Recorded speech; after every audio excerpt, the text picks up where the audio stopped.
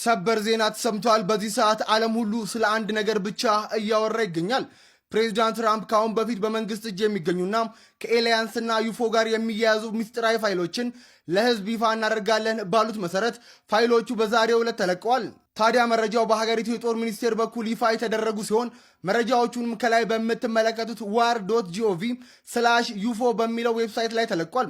እናም በዚህ ድህረ ገጽ ላይ በሚስጥራዊ ተይዘው የነበሩ የዩፎ ወይንም ከኤሊየንስ ጋር የተገናኙ ሚስጥራዊ መረጃዎች፣ ፎቶዎችና ቪዲዮዎች በአሁኑ ሰዓት ተለቀው በርካቶች መረጃዎቹን እያዩም ይገኛሉ። ታዲያ እናንተም እንግዲህ ማየት ከፈለገችው ከላይ ባስቀመጥኩላችሁ ዌብሳይት ላይ በመግባት መረጃዎቹን ማየት ትችላላችሁ። ፎሎ ማድረግ እንዳይረሳም። በጣም መውጣት የሌለባቸው ናቸው። ከወጡ ግን የሆነ ቦታ ሄጄ የኤሊያን ሬሳ ሳጥናቸውን አይቻለሁ። ምንስ መልስ ለመስጠት ተዘጋጅተናል? በጎች ናቸው ክፉዎች? ዝም ብለን ዌልካም ወደ ምድር እንኳን ሰላም መጣችሁ ወይስ ኖ እዛው በዚህ 5 years ውስጥ ምን ሰማቸው ነገሮች አሉ? New terrifying creatures approaching Ethiopia. ከኤሊያን ጋር በልጅነቴ ኢንካውንተር እንደዚህ አድርጌያለሁ። በቃ መብላት፣ መጠጣት፣ መተኛት ነው።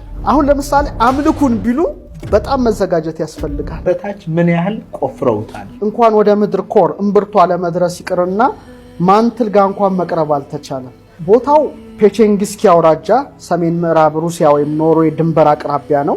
12262 ሜትሮች ነው ተቆፈረው። ቁፋሯቸው ምን ያህል ነው ብለን ስንገመግም የመሬት ሬዲየስ እንደምታውቀው 6371 ኪሎ ሜትር ነው። ስለዚህ 0.2% ናት ማለት ነው። ምንም አልነኩትም ማለት ነው። በ1970 እስከ 1994 እኮ ነው 12 ኪሎ ሜትር የተቆፈረው። ያቆሙበትም ምክንያት ምንድነው? ወደ ታች የሚጠብቁት ወደ 100 ዲግሪ ሴንቲግሬድ ሙቀት ነው። በምትኩ ግን ወደ 180 ዲግሪ ሴንቲግሬድ ነበረ ሙቀቱ። ይሄ ደግሞ ከ12 ኪሎ ሜትር በታች መቆፈር አልተቻለም። መሳሪያዎቹ ይቀልጣሉ ማለት ነው። ትልቁ ጥያቄ ምንድነው? እነዚህ ዓለማት ካሉ ሳይንቲስቶቹም ራሱ ሄደን እንግባ እኒ ብለው የሚጠይቁ ከሆነ በራቸው የት አለ ተብሎ ነው የሚገመተው? አንደኛው ቲቤት ላይ ነው። ካይላሽ የሚባል ተራራ አለ። ትልቅ ተራራ ነው። ወደ ጥንቱ ዓለም እነዚህ ፍጡራን ወዳሉበት መግቢያ ነው ብለው በጣም ሰፊ ነገር ይናገራሉ። የታችኛውን ዓለምና ምድርን የሚያገናኘው ዘንግ እዛ ጋር አለ የሚል እሳቤ አላቸው። ሻምባላ የሚባለው ከሂማሊያ በታች እና ስውር ስርወ መንግስት ያለበት ቦታ መግቢያ ነው የሚሉት። የአትላንቲስ የጥንቶቹ ቅርሶች አሉ። በክሪስታል የተሰራ ቤተ መጻሕፍት አለ እና ወደ አጋርታ ወደሚባለው መግቢያ በር ነው ይሄ ተራራ። ሞክሬደ ሁለተኛው ሻሽታ የሚባል ተራራ ነው። ያንቀላፋ እሳተ ገሞራ ያለበት ነው። በፓሲፊክ ውቅያኖስ ውስጥ የጠፋው አህጉር ለምሳሌ ሌሙሪያ የጥንት ስልጣኔ ሀገራቸው ከመስጠሟ በፊት እዚህ ተራራ ውስጥ ነው የተደበቁት እና ከመሬት በታች ያለች ሰፊ ከተማ አድርገው ያያዋታል። እዛ ውስጥ ቁመታቸው ረዣዥም ጥበበኛ የሆኑ ሌሙሪያውያን የሚባሉ ይኖራሉ ነው የሚሉት። ዋሻዎች ከጥልቅ ግዛቶች ጋር የሚያገናኙ መተላለፊያ ናቸው ይባላል። ብዙ አሁን በሀገራችን የሚባሉ አሉ እንደ ዋሻዎች በዚህ ያደርሰው እዚህ ያደርሳሉ፣ ግን ሙከራ ያደረገ ሰው የለም። በላሊበላ ተገብቶ ኢየሩሳሌም የሚያስወጣ ዋሻ አለ። ዋሻን ስናነሳ ኢኳዶር ላይ አንድ ትልቅ ዋሻ አለ እና ያ ዋሻ በብረት የተሰሩ መጻሕፍት አሉ ይባላል። የአትላንቲክም ካዝና እዛ ነው የሚል አንድ ሐሳብ አለ። ሌላው የአማዞን ደን ነው ብራዚል።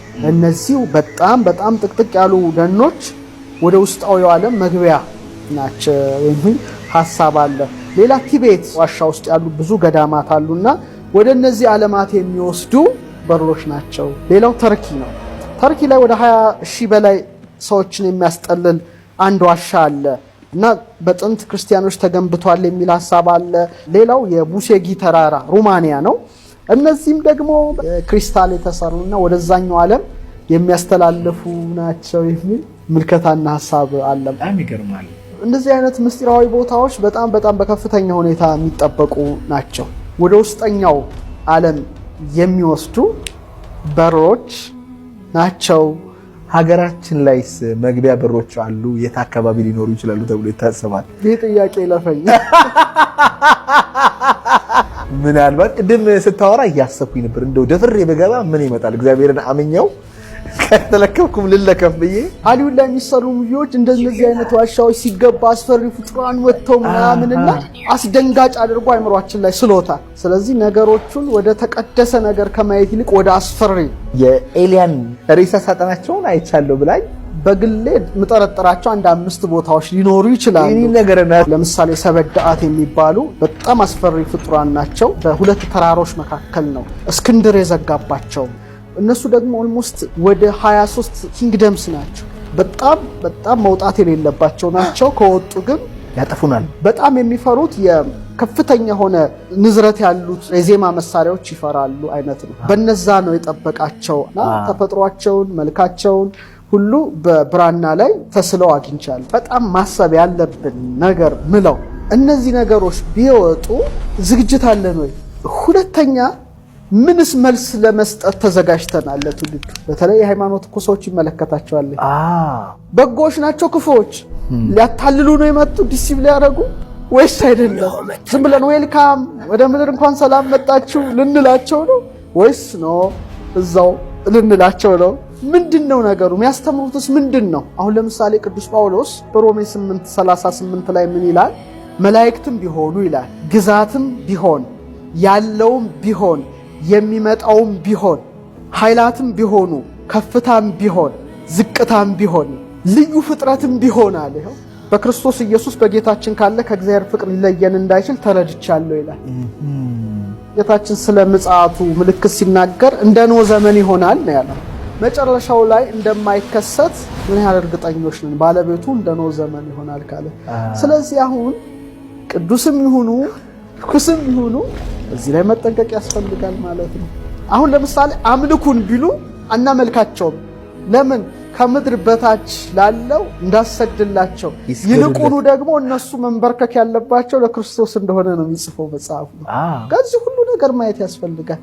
አሁን እኮ ዝግጅቱም የለንም። በቃ መብላት፣ መጠጣት፣ መተኛት ነው። ይሄ ነገር ቢመጣ ብለህ እኮ ራሱ ማሰብ አለብህ ቁጭ ብለህ። በጣም እርስ በርስ ከመነታረክና ከመጨቃጨቅ ፕላኔቷ የጋራ ናት እኮ የአንድ ሰው ንብረት አይደለችም። እና በጣም መመርመር የሚያስፈልግበት ወቅት ላይ ነን ብዬ ነው ማስበው። አሁን እንደነሱ ሳቤ እስከ 2030 ይፋ ይወጣል የሚል ነው።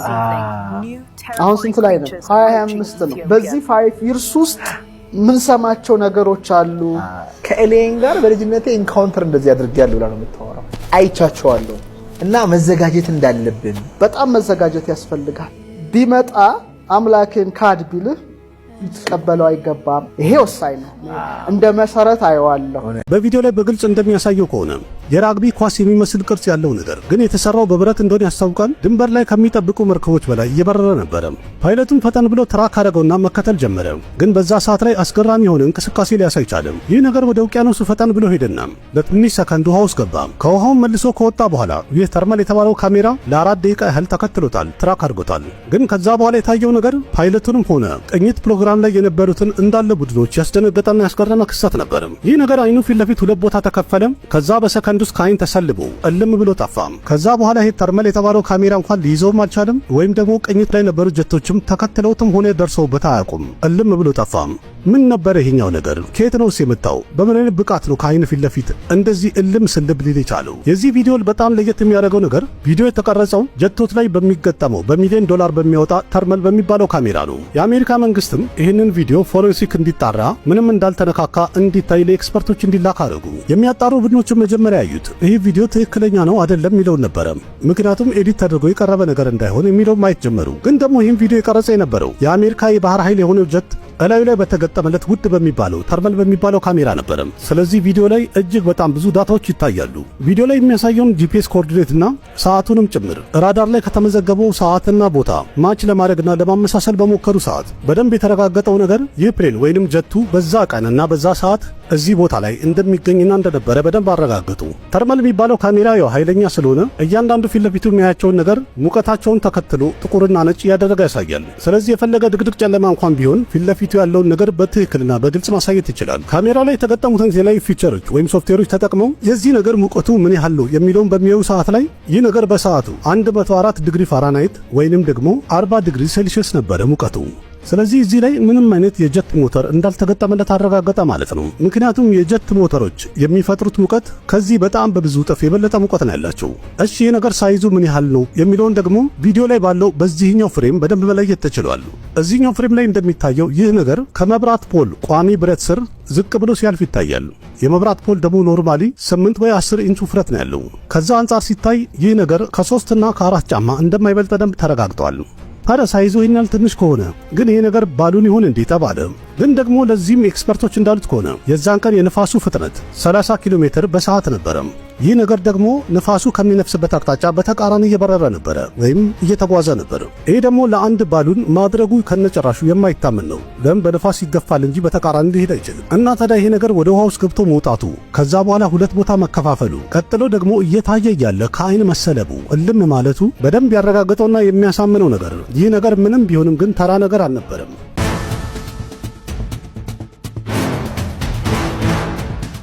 ለዘመናት የሰው ልጅ ወደ ጨለማው ሰማይ ያየም አንድ ከባድ ጥያቄ ሲጠይቅ ኖሯል። በዚህ ማለቂያ በሌለው ግዙፍ ዩኒቨርስ ውስጥ ያለ ነው እኛ ብቻ ነን ወይስ ሌላኛ የማናውቀው ከኛም እጅግ የረቀቀ ቴክኖሎጂ ያለው ፍጡር አለ? ለ75 ዓመታት ያህል የአሜሪካ መንግስት ይህንን ጥያቄ ለሚጠይቁ ሰዎች የሚሰጠው መልስ አንድ ብቻ ነበረ። እብዶች ናችሁ፣ ኮፍያችሁን አድርጋችሁ ተኙ፣ ምንም የሚበር ዩፎ የሚባል ነገር የለም። በሰማይ ላይ የማይታወቁ በራሪ አካላትን አየን ያሉት አብራሪዎች ወታደሮችና ተራ ዜጎች ስነ ልቦናቸው እንዲቃወስ አድርገው በዓለም ፊት ሲያሾፉባቸው ሲያሳንሷቸውና ከሥራ ሲያባረሯቸው ኖረዋል። ነገር ግን በቅርብ ዓመታት ውስጥ አንድ አእምሮን የሚያናውጥ ዓለምን ቁም ስቅል የሚያሳይ ነገር ተፈጠረ። ትላንት ውሸት ነው እብደት ነው ሲል የነበረው የአሜሪካ መንግስትና ፔንታገን ዛሬ አደባባይ ወጥቶ አዎ ዩፎዎች እውነት ናቸው፣ የኛ ያልሆኑ የማናውቃቸው ከየት እንደመጡ ያልተረጋገጡ እጅግ የረቀቁ በራሪ አካላትን በሰማያችን ላይ አይተናል፣ ቴክኖሎጂያቸው ከኛ በመቶዎች ዓመታት የላቀ ነው ብሎ ይፋዊ መግለጫም ሰጠም። ታዲያ እንዴት ሊሆን ቻለ? ለ75 ዓመታት ሙሉ ዓለምን ሲዋሹ የነበሩት የአሜሪካ የደህንነት ተቋማት ዛሬ ምን ተገኝቶ ነው ሚስጥሩን አደባባይ ያወጡት? በታዋቂውና ሚስጥራዊው ኤሪያ 51 ወይንም ኤሪያ 51 ውስጥ በርግጥ የተደበቀው ምን ይሆን? ከሁሉ በላይ ደግሞ የዶናልድ ትራምፕ ምክትል ፕሬዝዳንት እጩ የሆኑት ጄዲ ቫንስ በቅርቡ የተናገሩት አነጋጋሪ ንግግር ጉዳዩን ከሳይንስ ወጥቶ ወደ አስፈሪ መንፈሳዊ ዓለም ቀይሮታል። እርሳቸው እንዳሉት እነዚህ ፍጡራን ከሌላ ፕላኔት የመጡ መጻተኞች ላይ ሆኑ ይችላሉ፣ ይልቁንስ አጋንንትና መንፈሳዊ አካላት ወይንም demons and spiritual entities ሊሆኑ ይችላሉ አሉ።